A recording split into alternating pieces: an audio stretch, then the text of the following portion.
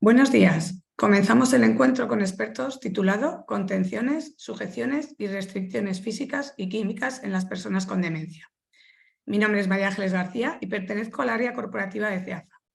Lo primero, dar las gracias a todas las personas que se han inscrito a este encuentro y, por supuesto, al doctor Jorge López, que hoy nos acompaña y al que presentaré más adelante.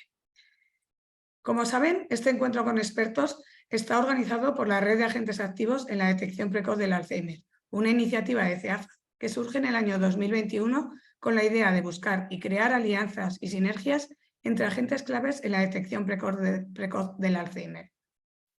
Actualmente, 7 organizaciones implicadas en el abordaje integral de la enfermedad son las que formamos parte de esta red.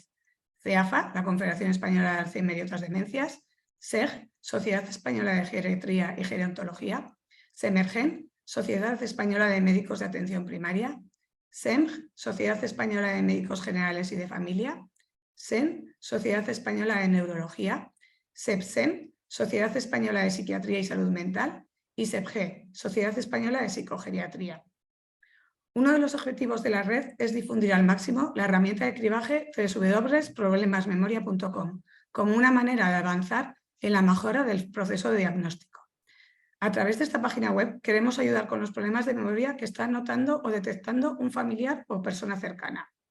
La herramienta ofrece una serie de pruebas y cuestionarios que al resolverlos nos puede ayudar a decidir si los síntomas tienen la importancia suficiente como para que el familiar sea evaluado por un médico, ya que pueden formar parte o no de un problema serio de salud como la enfermedad de Alzheimer.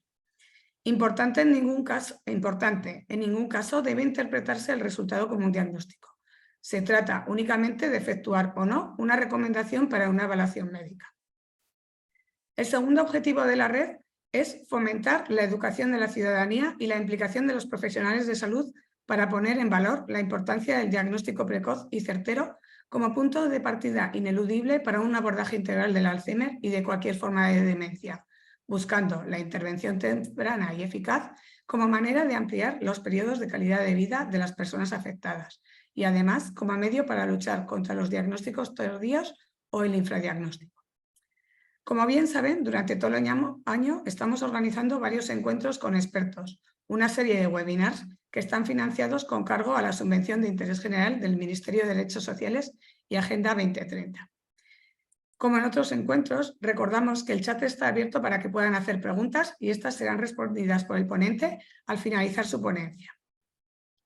A continuación, presento al experto que hoy nos acompaña, Jorge López Álvarez. Él es médico psiquiatra formado en el Hospital Universitario 12 de Octubre. Tiene un máster en terapia familiar sistémica por el Centro ITAD de Madrid y un máster en psicogeriatría por la Universidad Autónoma de Barcelona. Ha sido investigador en la unidad de investigación del proyecto Alzheimer de la Fundación 100 y la Fundación Reina Sofía. Tras varios años trabajando como psiquiatra adjunto con el doctor Luis Agüera en el Hospital Universitario 12 de Octubre, donde se puso en marcha una consulta ambulatoria de psicogeriatría, desde principios de 2022 ejerce su actividad clínica en el Servicio Extremeño de Salud. Es asesor de la Fundación María Award, colaborando fundamentalmente en el diseño, aplicación y actualización de los criterios CROM, un método para reducir el empleo de sujeciones químicas. Te doy paso, Jorge. Muchas gracias.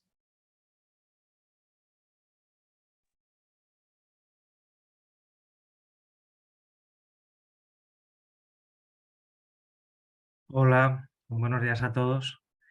Me pone que no puedo iniciar el vídeo, me imagino que eso es normal, pero bueno, me oís, ¿no? ¿Vale? Sí. Bueno, bueno, Perdona, antes, Jorge. En breve te abrimos la pantalla.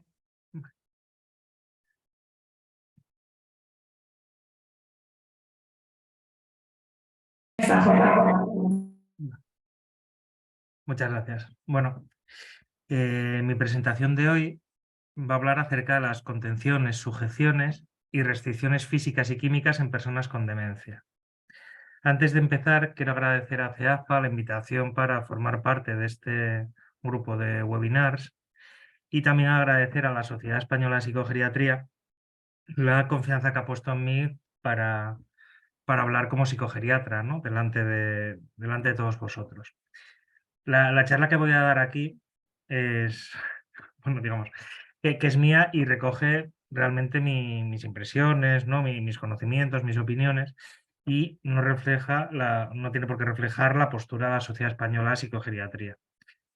¿Vale? Es decir, que al final os doy una información que tiene que ver con el tiempo que llevo ejerciendo como psiquiatra, como psicogeriatra y también investigando, y sobre todo en aquellos aspectos relacionados con el mundo de las sujeciones químicas.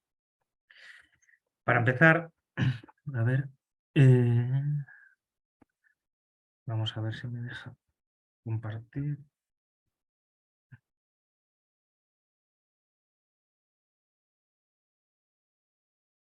A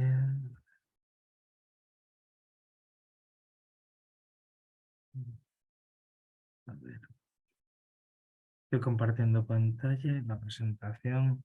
Vale. Pues quiero empezar hablando un poco de esta noticia que nos ha sobrecogido hace unas semanas en Australia, una mujer de 95 años y demencia que amenazó con un cuchillo mientras avanzaba con su andador. Un policía le disparó con un taser y desgraciadamente la mujer falleció. Para mí esta noticia me sirve para alzar la voz sobre dos aspectos muy importantes de nuestra práctica en personas ancianas que tienen demencia. Por una parte, los peligros de una sobreactuación a la hora de abordar las alteraciones de conducta disruptivas, y por otra parte, ¿no?, la importancia de no caer en nihilismos terapéuticos y la importancia de dejar de tratar porque realmente hay problemas que pueden ser susceptibles de un tratamiento farmacológico o no farmacológico, y si se abordan desde el principio, si se intenta prevenir la aparición de alteraciones de conductas, estas serán menos frecuentes, menos intensas, menos duraderas. A nivel de marco legal... Perdona, Jorge, no avanza la pantalla, el webinar, el PowerPoint, perdona. ¿No? Pues a mí sí me avanza. Vale, me salgo y así lo vais a avanzar.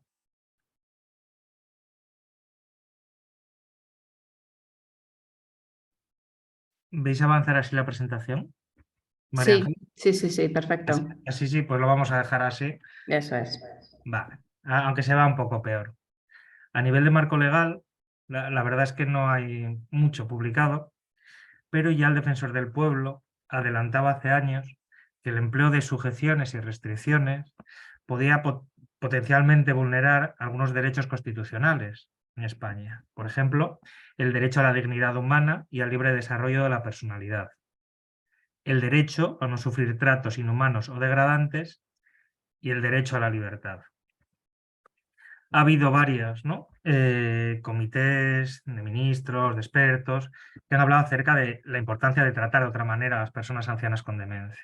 Así, una recomendación del Comité de Ministros del Consejo de Europa plantea que las personas mayores que reciben atención institucional tienen derecho a la libertad de movimiento, y cualquier restricción deberá ser legal, necesaria y proporcionada y conforme a derecho. El Comité sobre los Derechos de las Personas con Discapacidad plantea que las medidas, ¿no?, tienen que intentar eliminar el uso de tratamiento forzado y diversos métodos de restricción en los centros. O un manual de buenas prácticas del Ministerio Fiscal plantea que las sujeciones y contenciones mecánicas pueden afectar directamente a derechos fundamentales de las personas con discapacidad. Por ello, solo deben contemplarse como una medida excepcional. Pero lo cierto es que a día de hoy en nuestro país, en España, se carece de una normativa específica reguladora de las contenciones a nivel estatal. Y es verdad que se hacen recomendaciones y se recomienda la prioridad de medida de carácter preventivo y de desescalada verbal, pero digamos que no hay un corpus homogéneo que plantee qué es lo que tenemos que hacer. Ahora bien, a principios del año 2022, se publicó la Instrucción 1/2022 de 19 de enero de la Fiscalía General del Estado sobre el uso de medios de contención mecánicos o farmacológicos, esto es importante también, la parte farmacológica, en unidades psiquiátricas o de salud mental, y centros residenciales y o sociosanitarios de personas mayores y o con discapacidad. Según esta instrucción de la Fiscalía General del Estado, las sujeciones físicas y o farmacológicas persiguen controlar complicaciones o consecuencias nocivas, pero no están en absoluto exentas de riesgo. Es verdad que su uso se justifica por la seguridad de la persona y su entorno, pero hay que diferenciar entre cuidar y proteger. Y si antes, ¿no?, primaba la seguridad, ¿no?, en la actualidad la seguridad y la protección son desplazadas por principios como autonomía, dignidad o la atención centrada en la persona. Por lo cual, a día de hoy debe primar la búsqueda de alternativas más respetuosas con la dignidad de la persona. Según esta instrucción, debe haber una serie de principios en la aplicación de contenciones que son principios muy sensatos, ¿no? Es decir, a la hora de aplicar algo, tiene que hacerse con una finalidad de cuidado. Las medidas deben ser excepcionales y no la norma, cuando haya realmente una necesidad. Las medidas no solamente deben ser excepcionales, sino que deben ser proporcionadas, provisionales y se debe prohibir todo exceso. Así, según esta instrucción, el uso de sujeciones vendrá determinado cuando no haya funcionado otro método de prevención o ante un riesgo inminente y grave para la persona o terceros. Si bien es cierto que esta instrucción plantea que el uso de las sujeciones puede estar aceptado, ¿no?, con la finalidad, por ejemplo, mantener la sedestación, levantamiento de la cama o interacción social en personas con discapacidad física muy inhabilitante. Bueno, esto puede ser discutido. Ahora bien, ¿existe un consenso en la comunidad científica?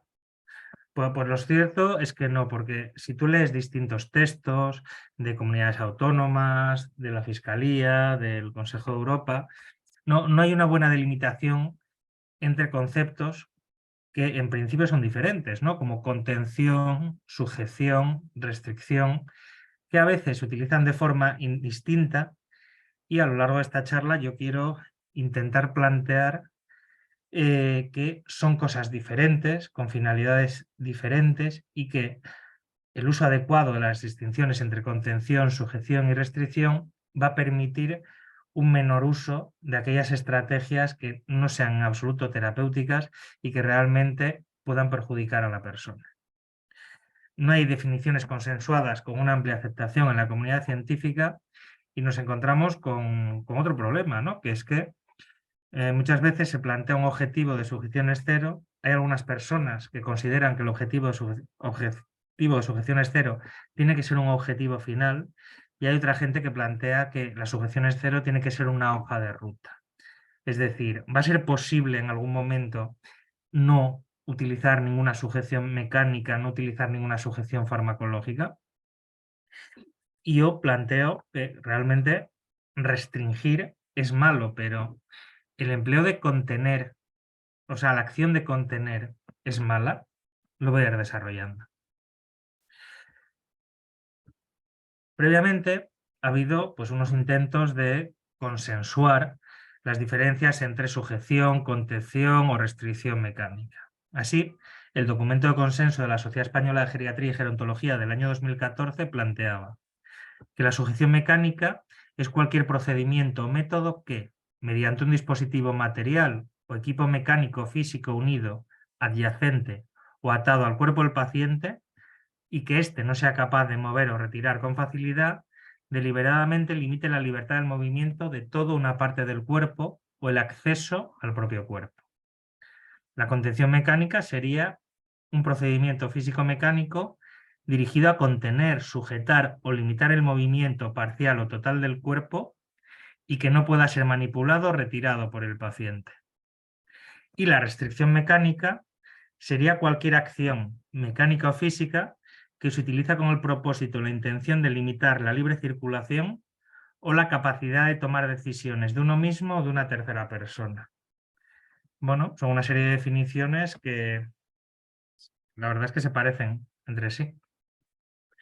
Según el Decreto Foral 221/2011 de Navarra, la sujeción farmacológica sería la intencionada limitación de la espontánea expresión o comportamiento de una persona o de la libertad de sus movimientos o actividad física mediante cualquier fármaco. En el documento de consenso de la Sociedad Española de Geriatría y Gerontología se habla de una definición operativa de sujeción química que realmente a mí me gusta bastante y que sí, es muy operativa, muy práctica a la hora de abordar problemas de conducta en personas que tienen demencia. Una sujeción química sería el empleo deliberado e intencional para un problema que no es de base médica, no es de base psiquiátrica, para el cual sí existiría un mejor tratamiento que ese tratamiento farmacológico, y la aplicación de ese tratamiento, ¿no?, habiendo otra alternativa que puede ser mejor, acabaría limitando, restringiendo los movimientos o la actividad física y acabaría limitando el funcionamiento mental. Esto es lo que tenemos hasta ahora. Mi aproximación, ¿no?, a este problema, como ya he adelantado, es que creo que a la hora, ¿no?, de poder disminuir lo que son el uso de medidas más o menos, ¿no?, limitantes de la vida de las personas, tenemos que diferenciar claramente lo que es una contención de una sujeción, una restricción. Entiendo que no siempre es posible, pero sí es deseable que sobre el papel lo intentemos. Para mí, como psicogeriatra, la conducta alterada es una conducta compleja que requiere considerar diferentes aspectos, diferentes dimensiones, planteando 4, ¿no? Libertad y pseudolibertad, la finalidad terapéutica, la presencia de alternativas plausibles y las consecuencias de la inacción.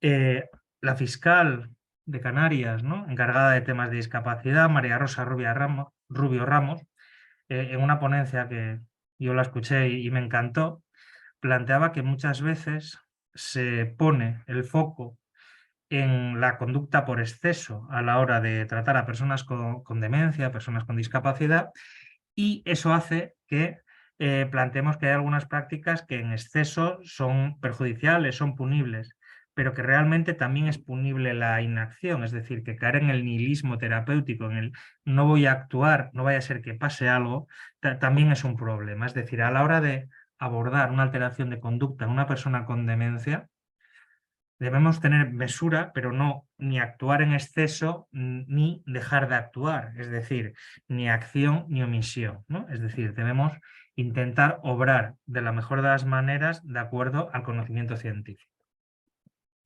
En la dimensión libertad, pseudolibertad, la libertad, según la RAE, sería la facultad natural que tiene el hombre de obrar de una manera o de otra y de no obrar, por lo que es responsable de sus actos. La mayor parte de las personas suele actuar con libertad.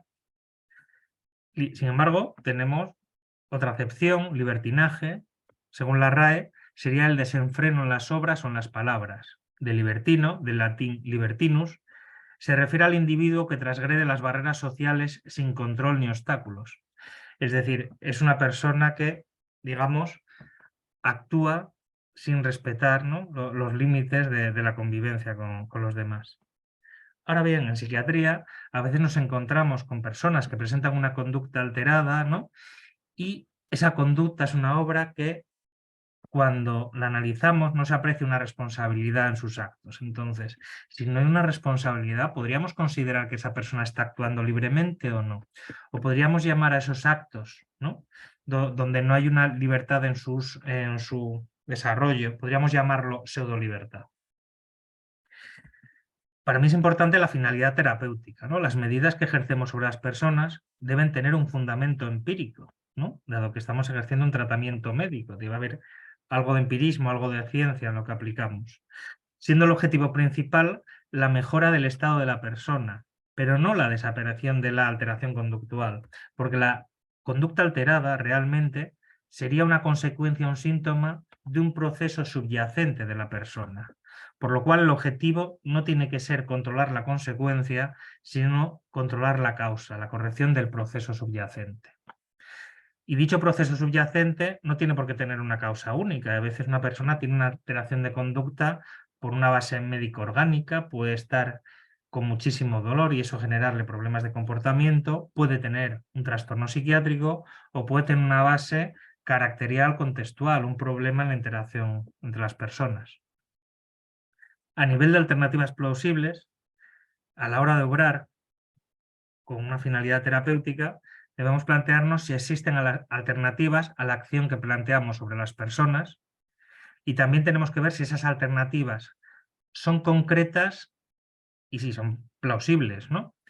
Hay que tener en cuenta que a veces, cuando se habla con determinada gente que plantea que desde el mundo de la medicina, ¿no?, actuamos de forma inapropiada con las personas con demencia, personas con enfermedad mental, se plantean cosas muy etéreas como vamos a hablar, vamos a dialogar, vamos a reflexionar acerca de los procesos, pero ante problemas concretos se dan soluciones que en absoluto son concretas, y muchas veces los problemas que nos encontramos con personas con demencia requieren una solución temprana y concreta, por lo cual yo creo que las alternativas tienen que ser concretas, y aparte esas alternativas tienen que estar disponibles.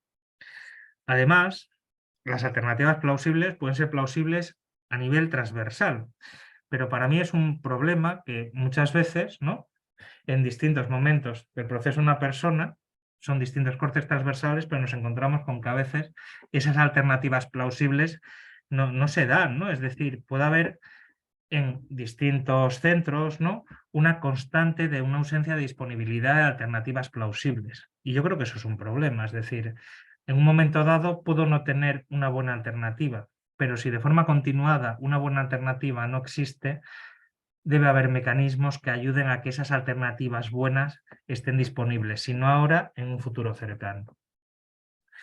Y la última dimensión sería las consecuencias de la inacción, es decir, ¿es mejor el remedio que la enfermedad o es mejor la enfermedad que el remedio? Es decir, que si lo que vamos a hacer pensamos que puede dañar más a la persona que beneficiarla, estamos vulnerando el primer principio de la medicina, que es primum non nocere, ¿no? Lo primero de todo, no hacer daño. Así, atendiendo a estas dimensiones, yo creo que se puede establecer con bastante claridad, al menos, diferencias entre lo que es una contención y una restricción, quedando las sujeciones en medio y siendo quizá más difícil su delimitación, ¿no? Sugiere una contención cuando estamos ante una persona en una condición que podríamos llamar de pseudolibertad, ¿no?, donde no es libre para tomar esas decisiones que está tomando, ¿no? Sugieren contención cuando hay una evidencia de efectividad en las acciones que planteamos y actuamos sobre la causa y no sobre la conducta consecuencia.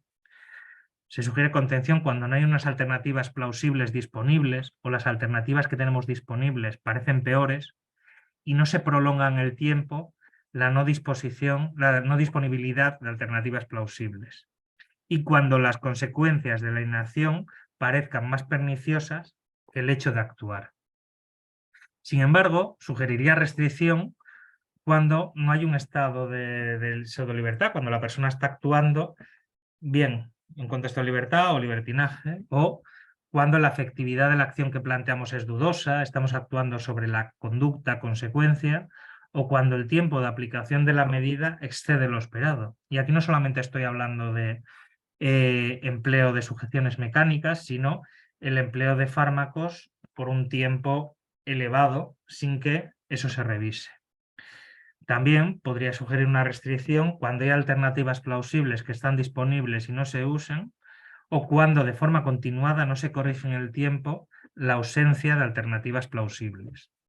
Y también se sugeriría una restricción cuando hay antecedentes o elevado riesgo de que la acción sea peor que no hacer nada. ¿Y a qué podríamos llamar una sujeción?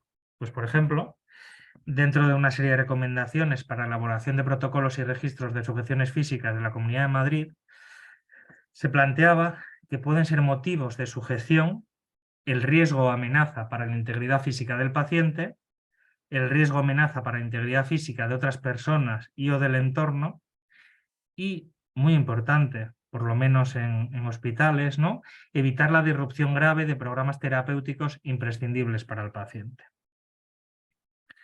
Así, podríamos representar las diferencias entre contención, sujeción y restricción como si fuera un semáforo. Una restricción, rojo, sería una desproporción, es una línea que no debemos pasar. una sujeción en ámbar podría suponer una protección. No sería directamente terapéutica, pero a veces ayuda a un proceso terapéutico. Y una contención tendría una finalidad terapéutica y un resultado terapéutico esperable, y sería en verde, es decir, con las personas con demencia podría ser útil emplear estrategias de contención, no necesariamente farmacológicas, contención verbal, medidas no farmacológicas, y a veces, ¿no?, estarías en riesgo de peligro, ¿no?, pero no necesariamente sería una línea a no transitar el empleo de sujeciones, pero no tendría ningún sentido utilizar restricciones. ¿Cuáles son las realidades clínicas con las que nos encontramos?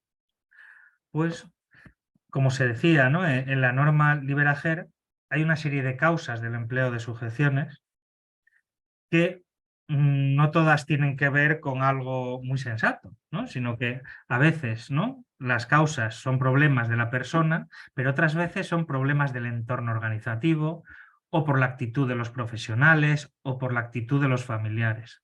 Ahora bien, dentro de los problemas de la persona no debemos olvidar que existen trastornos mentales que son potencialmente tratables. Y se utilizan muchos medicamentos, desde CEOMA, ¿no?, desde el programa de desatar al anciano y al enfermo de Alzheimer, se plantea que claramente, y yo creo que eso está claramente corroborado, ¿no? CEOMA plantea que hay una estimación del 50 al 100% de los ancianos dependientes que viven en residencias que consumen psicofármacos, no solo a diario, sino por largos periodos de tiempo, planteando que en demencias muchas de esas prescripciones pueden ser consideradas sujeciones químicas y podrían ser suspendidas o sustituidas por otras alternativas. De hecho, desde CEOMA se estima que el 70% de las alteraciones de conducta en las demencias son benignas, reactivas, evitables y fácilmente modificables. Creo que esto hay que repetirlo. El 70% serían conductas benignas, reactivas, evitables y fácilmente modificables por profesionales formados. Ahora la pregunta sería, ¿y el 30% restante? Cuando se hacen estudios en España de prevalencia de uso de psicofármacos en personas mayores, lo que se ha visto, por ejemplo, el estudio de Ausyn en la Comunidad de Madrid, ¿no?, o en otros datos que maneja el equipo con el que yo he estado trabajando, aproximadamente hay un 40% de personas mayores que consumen psicofármacos. Es decir, que realmente, más o menos, pues está ahí en una proporción similar, ¿no? Un 30-40% de personas es posible que requieran un uso adecuado de psicofármacos y no puedan estar sin psicofármacos. Sería un nihilismo terapéutico, sería problemático no dárselo. Ahora bien, en aquellos sitios que mucho antes que nosotros han planteado el peligro de las sujeciones y restricciones físicas, han visto que muchas veces, solamente por el hecho de retirar sujeciones físicas, hay avances que, bueno, son dudosos, ¿no? Hay un estudio publicado, retrospectivo, a 10 años, que plantea que en personas que habitaban en residencia y tenían un diagnóstico de deterioro cognitivo grave, la reducción de las sujeciones físicas incrementó el empleo de antipsicóticos, siendo el 36%, es decir, 1 de cada 3 incrementos de prescripciones de antipsicóticos, atribuible a retirar las sujeciones físicas. Yo creo que muchas veces se pone el foco en la problemática de las sujeciones físicas, pero tenemos que recordar que el empleo de antipsicóticos o de otros fármacos no está en absoluto exento de efectos secundarios que pueden ser muy graves. El empleo de antipsicóticos tiene una alarma en personas con demencia, dado que puede incrementar algo el riesgo de ictus, de infartos cerebrales. Pero los antipsicóticos tienen más riesgo, tienen un riesgo de inducir parkinsonismo, tienen un riesgo de generar sedación, tienen un riesgo de generar debilidad, eso favorece las caídas, ¿no? Existe un mayor riesgo, todavía poco estudiado, acerca de la posibilidad de generar neumonías por aspiración, que es una causa importante de morbilidad, de enfermedad en personas con demencia. Por lo cual, una serie de medidas que implique vamos a disminuir unas sujeciones sin intentar controlar otro tipo de sujeciones, pues hay veces, ¿no?, que los resultados no son los mejores. Entonces, ¿qué habría que plantearse de cara a intervenir? Pues yo creo que como en todo en medicina, pues más vale prevenir. Porque realmente podemos establecer que hay como una especie de gradiente de gravedad conductual. A la derecha podemos ver que puede haber estados de agitación donde no te queda más remedio que intervenir de forma contundente. Pero es muy raro que una persona llegue a un estado de agitación incontrolable, ¿no? Y que requiere una intervención contundente sin haber pasado antes por un periodo de alteración conductual leve o un estado de riesgo para agitarse, por lo cual, si somos capaces, ¿no?, de anticiparnos a esas alteraciones de conducta que son muy disruptivas, esas alteraciones de conducta muy disruptivas serán menos frecuentes, menos duraderas, menos intensas, y de esa manera conseguiremos abordarlas con intervenciones de menor intensidad y menor intensidad de generar daño. Hace años, el Mecanismo Nacional de Prevención de la Tortura, dependiente del Defensor del Pueblo, le planteaba una residencia pública, una serie de recomendaciones. Primero, la puesta en marcha de iniciativas para reducir el número de sujeciones, la realización de planes de atención individualizados, la contratación de personal con un perfil rehabilitador, contar con psiquiatra o mejorar la coordinación con salud mental y contratar personal formado en abordar los nuevos perfiles de residentes, que no es ya el anciano octogenario, nonagenario con una demencia, sino que pueden ser personas con trastorno de personalidad, adicciones, desarraigo familiar, gente que tiene unas alteraciones de conducta o que puede tener potencialmente unas alteraciones de conducta antes de la aparición del cuadro de demencia.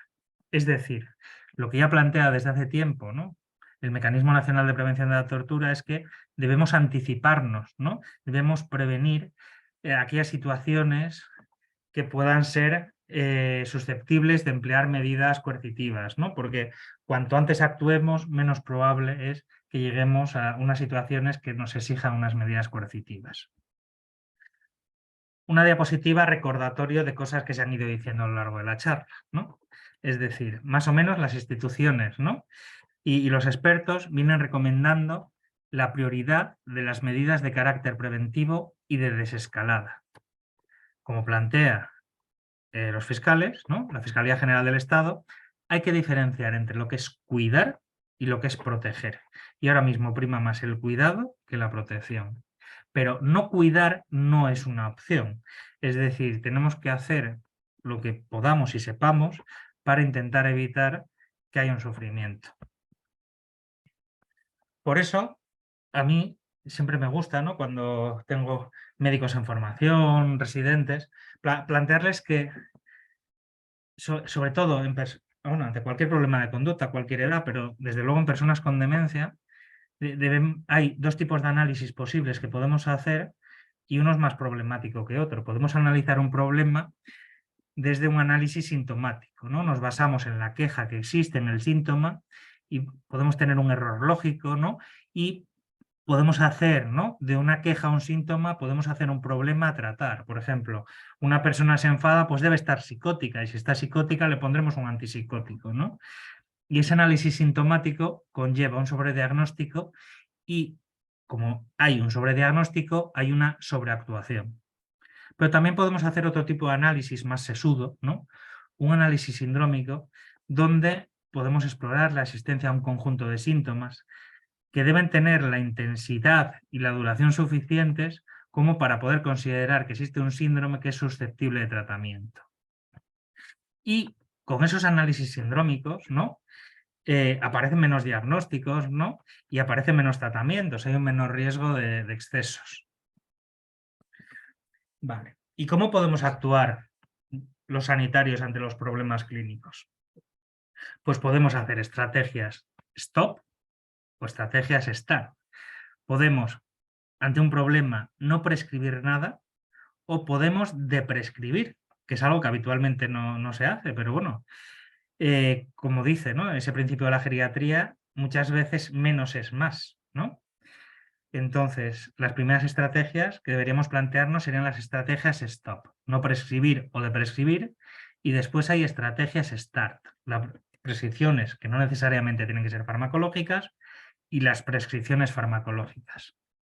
Y a la hora de hacer un abordaje en demencias, lo primero que tiene sentido, una vez que se evalúa un caso, un problema, ¿no?, desde una perspectiva sindrómica, lo primero que hay que plantearse es si tiene más sentido no prescribir, esperar, o de prescribir, no vaya a ser que sea, por ejemplo, la medicación lo que está causando el problema. Posteriormente estaría en verde también, ¿no?, la realización de cambios ambientales e intervenciones inespecíficas. Y posteriormente tenemos que saber que existen terapias no farmacológicas que se pueden utilizar para problemas concretos y que, hombre, no se ha estudiado mucho acerca de ellos, pero hay una cierta evidencia de que pueden servir y que puede ser el primer paso antes de emplear fármacos u otro tipo de medidas que podríamos decir que están un poco en ámbar porque no estarían exentas de riesgo.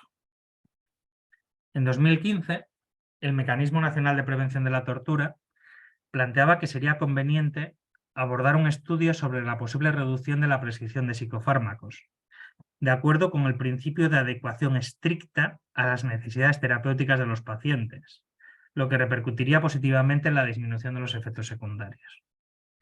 Y más o menos por esas fechas, la Fundación María Wolf, a través de un panel multidisciplinar, creó la primera edición de los criterios CROM, ¿no?, una metodología para evitar el empleo de sujeciones químicas, que ahora mismo, en el año 2023, pues estamos intentando desarrollar, ¿no?, una segunda versión, porque bueno, hemos visto que se puede mejorar, todo se puede mejorar, ¿no?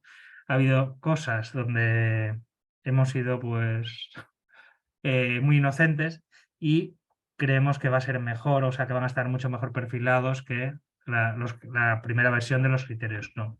Sin embargo, ¿qué hemos visto con los criterios CROM? Un estudio en Icotelpino, en Las Palmas de Gran Canaria, empleando los criterios CROM en personas con demencia institucionalizados, se consiguió descender del 42,7 al 18,7% el consumo de antipsicóticos atípicos. Se consiguió descender el uso de benzodiazepinas de vida media larga del 25,2% de los usuarios al 6,5% y un descenso de los hipnóticos del 47,7% al 12,1%. Y eso, de forma secundaria, conllevó un descenso de caídas por 100 residentes al año de 67,3 a 32,7, es decir, la mitad de caídas, ¿vale? Reducimos medicación, la mitad de caídas, menos consecuencias, sin que las personas estuvieran peor. Otro estudio en el grupo Albertia ha conseguido un descenso de consumo de fármacos psicotropos de una media de 1,9 a 0,9 por persona, con un descenso de antidepresivos del 76,9% al 33,8% y un descenso del consumo de antipsicóticos del 38,8% al 15,1%. Yo creo que hay una serie de datos que hay que señalar, ¿no? Por una parte es que no se consigue reducir a cero el consumo de fármacos y no se consigue reducir a cero el consumo de antipsicóticos porque posiblemente haya trastornos mentales en personas con demencia, bien iniciados previamente o bien iniciados posteriormente a la aparición de la demencia, que son susceptibles de mejora con un tratamiento farmacológico, es decir, no tratar médicamente a ese pequeño porcentaje de personas seguramente es un error. Y por otra parte, una de las cosas que se está viendo con las auditorías para conseguir que los centros se acrediten como centro libre de sujeciones químicas es que el descenso en el número de fármacos es mucho más acusado en aquellos centros donde están trabajando mucho y muy bien, ¿no?, en aquellas medidas no farmacológicas. Es decir, que si tú trabajas de forma integral, ¿no?, intentando crear buenos equipos, buenas estructuras de trabajo, donde realmente se pueden hacer cambios ambientales, donde se pueden aplicar terapias no farmacológicas, con todo eso se consiguen reducir mucho las sujeciones físicas y se consigue reducir mucho más el empleo de psicofármacos. Y con todo esto, muchas gracias.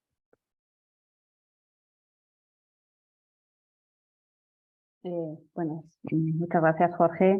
Tenemos alguna pregunta que nos han hecho las personas que están viendo tu ponencia. Bueno, la primera es ¿cómo se puede adelantar a alguien a las conductas disruptivas si provoca un riesgo para el resto de usuarios? Y entonces dice, me refiero a las sujeciones químicas en las mecánicas, parece ser que lo ve más claro.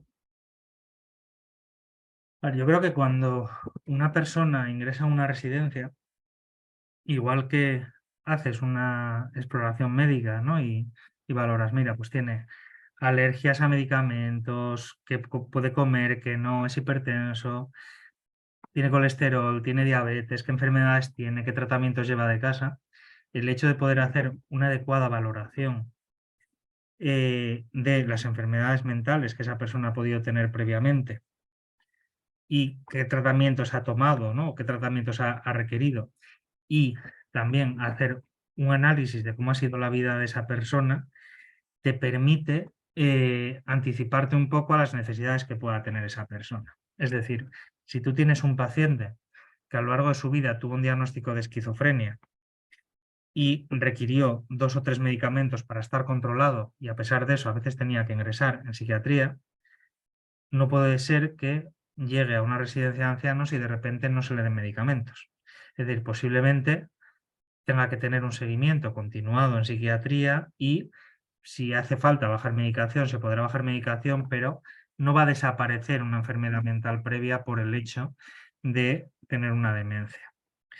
También hay que tener en cuenta que la vida de las personas, la biografía de las personas, importa mucho, ¿no? Hay personas que realmente a lo largo de su vida se han manejado más que en libertad, sino con cierto libertinaje, ¿no? Cuando hablamos de ese perfil que planteaba el Mecanismo Nacional de Prevención de la Tortura, de nuevo perfil de personas con trastornos de personalidad, desarraigo familiar, hay personas que están muy acostumbradas a manejarse en situaciones donde ellos son los que mandan, donde se pueden actuar con violencia, que realmente quieren lo que quieren y lo quieren ya y no respetan a los demás. Eso es importante conocerlo, ¿no? Yo me acuerdo una valoración que se hizo, ¿no? Desde la Fundación María Wolf en un centro asistencial, ¿no? Donde había una persona que se mostraba muy autoritaria y con alteraciones de conducta, y después resulta que había sido policía y estaba acostumbrado a que se le consultaran las cosas. Y después de hacer ese análisis conductual, desde la Fundación María Wolf, Rubén consiguió que dejara de tener alteraciones de conducta con una cosa tan simple como hacer como que, consultarle determinadas cosas y permitirle que tomara unas ciertas decisiones que se le había evitado, ¿no? Es decir, creo que es importante, ¿no? Conocer esa biografía. O otro caso, ¿no? De una persona que tenía supuestamente un insomnio imposible de manejar con medicamentos, y cuando se analizó la historia de esa persona que tenía demencia, resulta que nunca jamás en su vida había dormido sola. Había dormido siempre con su madre hasta que se casó y durmió con su marido, y después su marido murió y entonces al final tuvo que dormir sola por primera vez en su vida, ya en la tercera edad. ¿Qué empezaron a hacer? Empezaron a hacer una cierta desensibilización. Al principio se quedaban con ella en la cama hasta que se dormía, poco a poco fueron retirando esa presencia, y una persona que supuestamente tenía una enfermedad mental, un insomnio imposible de manejar con psicofármacos, terminó durmiendo sola sin ninguna medicación. Es decir, analizar los comportamientos, ¿no? Teniendo en cuenta que habrá algunos que sean enfermedades mentales, pero otras cosas, ¿no? que tengan que ver con la biografía, nos ayuda a manejar bien con medidas conductuales y en pocos casos con medicamentos buena parte de los problemas. Muchas gracias, Jorge. Tenemos más preguntas. Nos dicen que si las sábanas de seguridad para adultos se consideran medidas de sujeción, contención o restricción. A ver, evidentemente hay cosas que son como muy... depende mucho de la idea que pueda tener cada uno. Evidentemente, eso no deja de ser una medida de sujeción, ¿no? Es decir, está restringiendo un movimiento, evitando que esa persona se mueva. El asunto, ¿no? que yo me plantearía es con qué finalidad lo hacemos y de qué manera le puedo ayudar. Te voy a poner un ejemplo, ¿no?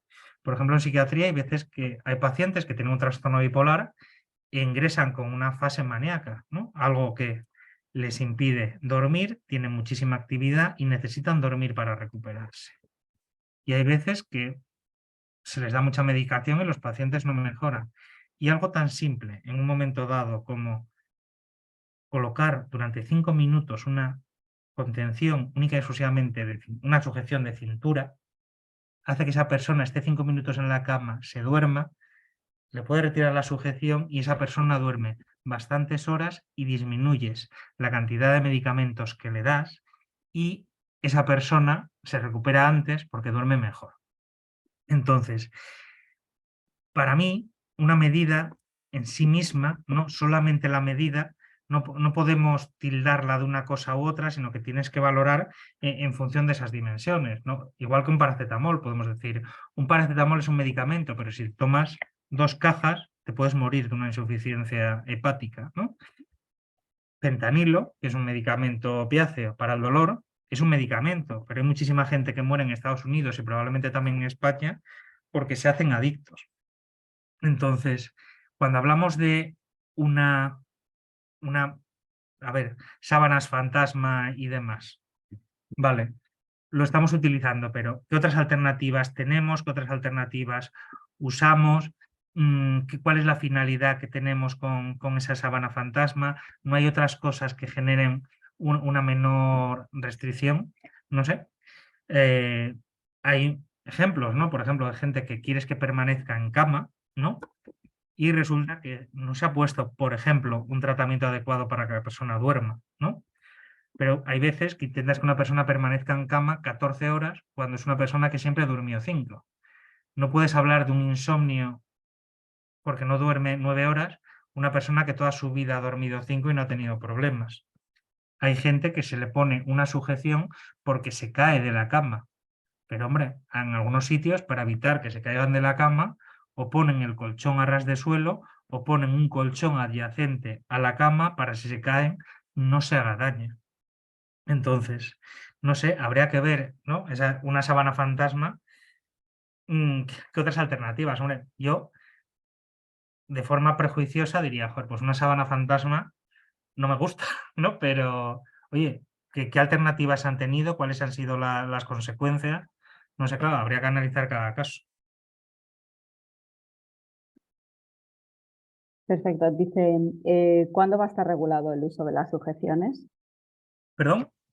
Sí, nos preguntan que cuándo va a estar regulado el uso de las sujeciones. Pues ojalá para ayer, porque llevamos muchísimo retraso. Realmente, cuando yo empecé, ¿no? a colaborar con la Fundación María Wolf, que empecé a leerme aspectos de sujeciones, me daba mucha envidia el mundo anglosajón, o como en Estados Unidos, por ejemplo, con la ley Omnibus, se plantearon, vamos a reducir esto, pero para reducir esto os quitamos privilegios, es decir, solamente os vamos a dar una cierta financiación para determinadas cosas si conseguís ir reduciendo las cosas. Yo creo que en la vida muchas veces todo depende de un sistema de recompensas y castigos. Si no pasa nada, y habitualmente no pasa nada por el hecho de ser más o menos restrictivo, al final pues las cosas pueden seguir así. A mí me pareció muy interesante cuando el año pasado la Fiscalía General del Estado desarrolló esa instrucción, ¿no? Con la obligatoriedad de ir controlando los centros de salud mental, las residencias, los centros sociosanitarios, porque ya obliga, ¿no? a los trabajadores de los centros y a los directores de los centros a estar mucho más atentos con determinadas prácticas que claramente pueden ser punitivas. Ahora bien, antes, ¿qué teníamos? Teníamos el defensor del pueblo a través del Mecanismo Nacional de Prevención de la Tortura, pero que no tenía capacidad ejecutiva, ¿no? Es decir, decía, mira, esto está mal, vale, está mal, pero no podemos hacer nada. Yo creo que si en un momento dado la Fiscalía se pone dura con determinados casos, oye, pues igual no desarrollan una normativa estatal o no desarrollan buenas normativas a nivel autonómico, pero la gente se pondrá las pilas. Es decir, la gente cuando puede tener una consecuencia, y más una consecuencia penal, suele actuar mejor. Y yo creo que hay sitios, ¿no?, donde se está mejorando bastante, ¿no?, el uso de restricciones y sujeciones, porque ya están viendo, ¿no?, que la Fiscalía va a estar atenta. Gracias. Tenemos alguna pregunta más. Nos dicen si podrías ejemplificar alguna terapia no farmacológica que se pueda utilizar como alternativa al uso de las sujeciones. Bueno, hay artículos publicados acerca de la evidencia de algunas de esas terapias para mejorar, ¿no? Por ejemplo, en el caso, pues no sé, se me viene a la cabeza, la musicoterapia personalizada. La música personalizada es una modalidad de música con gente que le ha gustado la música, que no está sorda y que a lo largo de la vida ha habido, digamos, músicas que le han gustado mucho y músicas que le han gustado poco. En función de cómo sea la música que a uno le guste, ¿no?, una música más lenta, una música más fuerte, eso puede servir para mejorar algunos aspectos que quieras mejorar. Gente que le ha gustado la música movida, ¿no? Se ha visto que en pacientes que tienen bastante apatía, eso les activa y les puede activar y funciona, y puede funcionar en algunos pacientes. Yo cuando estaba en la unidad de investigación del proyecto Alzheimer, empezamos, ¿no?, bueno, de una forma muy inocente y no hicimos bien la investigación, pero sacamos algunos datos, ¿no?, de algunos pacientes que eran realmente espectaculares.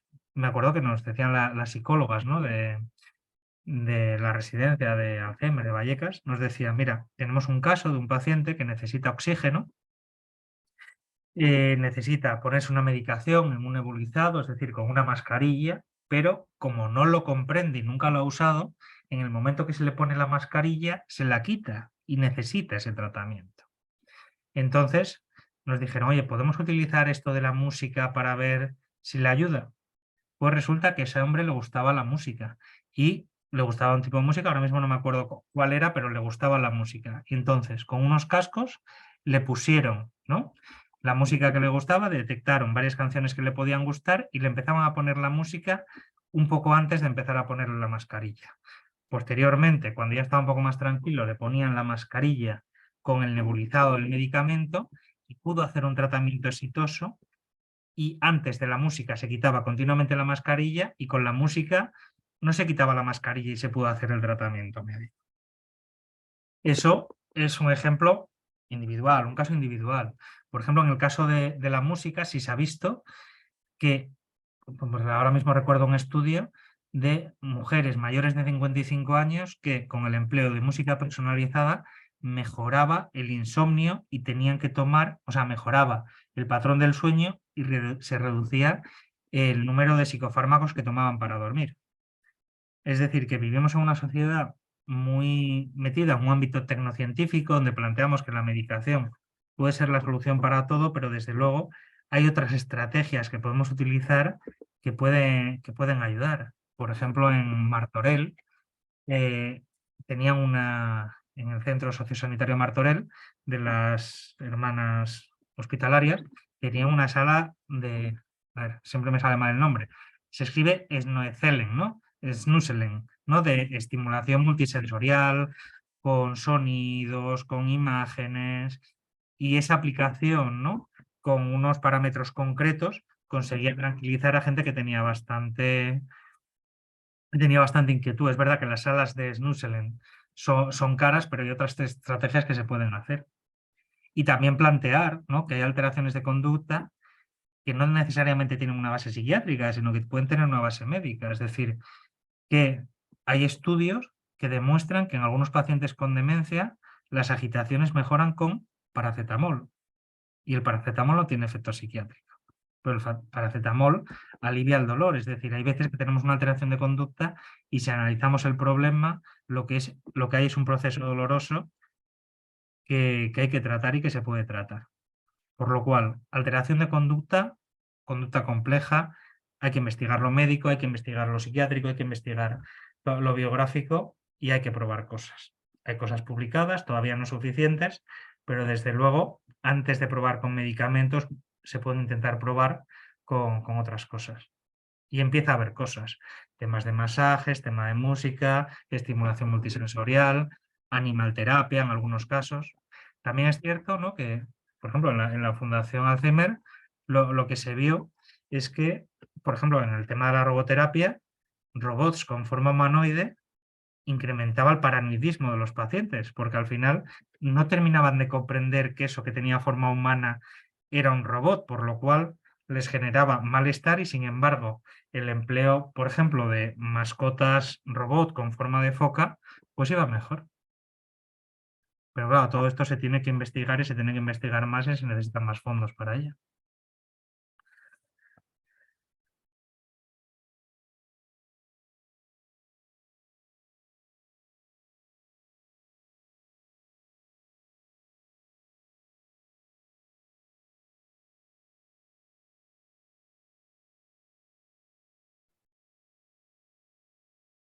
Sí, perdona, Jorge, a lo mejor no me has oído. Decía que si un centro no informa sobre el uso de sujeciones y comprobamos que se están haciendo, ¿qué podemos hacer como familiares?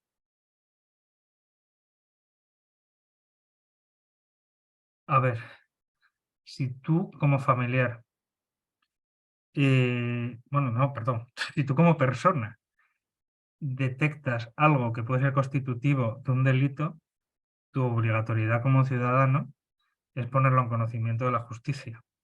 Si tú como familiar eres familiar, pero también eres ciudadano, es decir, si hay algo que tú sabes que es una norma importante, teniendo en cuenta que la Fiscalía se focaliza en eso, y ves que no se está haciendo, lo que hay que hacerlo es poner en conocimiento de la Fiscalía, porque desde luego a día de hoy es un problema muy grave y eso puede tener incluso repercusiones penales.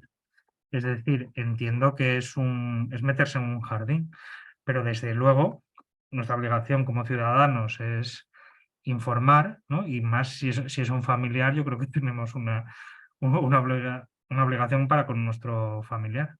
Y desde luego, ¿no? Yo tengo claro que esto no es una persecución de la residencia, es decir, si tú consigues que aquellas residencias que están ejerciendo mal, obrando mal, cierren o cambien, eso va a aumentar la calidad de la atención de las personas con demencia que viven institucionalizadas. Claro, después puedes informar acerca de esto y que el fiscal que corresponde y demás te haga caso o no. Pero bueno, en principio tienen la obligatoriedad de hacer caso. Si no lee la instrucción de 1/2022 de la Fiscalía General del Estado, yo creo que es bastante explícita y plantea cosas que específicamente los fiscales tienen que hacer con informes, qué es lo que tienen que pedir. Es decir, yo creo que es una normativa que se ha puesto muy seria con la obligatoriedad de conseguir reducir las sujeciones y restricciones en centros psiquiátricos y sociosanitarios. Muchísimas gracias, Jorge.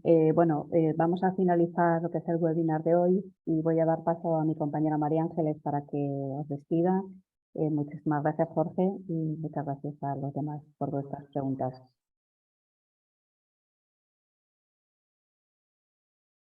Bueno, acabamos ya este encuentro con expertos. No sé si antes agradecer a Jorge haber compartido su tiempo y conocimiento con todos nosotros, por tu exposición y por facilitarnos información para intentar aclarar las diferencias existentes entre los distintos abordajes frente a las alteraciones conductuales que pueden presentar las personas con demencia. Por último, informamos que después del verano recuperaremos la organización de estos encuentros con expertos, estando previsto el próximo para el martes 5 de septiembre a las 11 de la mañana. Raquel Sánchez del Valle Díaz, coordinadora del Grupo de Estudio de Conducta y Demencias de la SEN, Sociedad Española de Neurología, nos hablará sobre la salud cerebral. Ahora sí, damos por finalizado este encuentro con expertos. Buenos días.